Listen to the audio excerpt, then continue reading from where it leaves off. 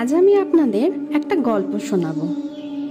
বাবার এক মিত্র ছিলেন, বড়ই দুঃখী ছিলেন, বিপদে পড়েছিলেন। কি করবেন? ব্যবসা ভালো করে চলছিল না, তার বাড়িতে শান্তি ছিল না, সমস্ত জায়গায় ক্ষতি হচ্ছিল।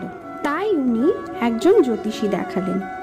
জ্যোতিষী তাকে বললেন, আপনার যে বাড়ি আছে সেই বাড়ি আপনার জন্য অশুভ, আপনার এই বাড়ি পাল্টে ফেলুন।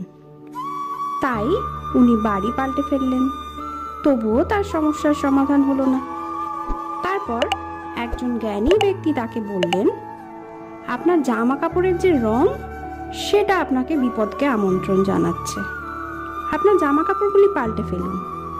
ওই ব্যক্তি তাও করলেন, জামা কাপড়গুলিকেও পাল্টে ফেললেন, তাও সমস্যার সমাধান হলো না।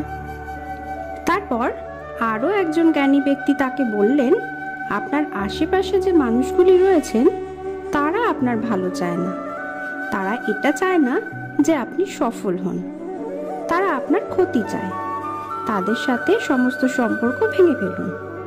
তো উনি সম্পর্ক ভেঙে ফেললেন, কিন্তু তাতেও ওনার জীবনে কোনো পরিবর্তন এলো না।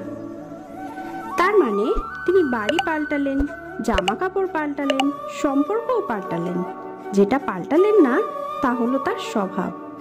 এই যে স্বভাব, এটা অত্যন্ত গুরুত্বপূর্ণ। এই স্বভাবই আপনার ব্যক্তিত্ব তৈরি করে।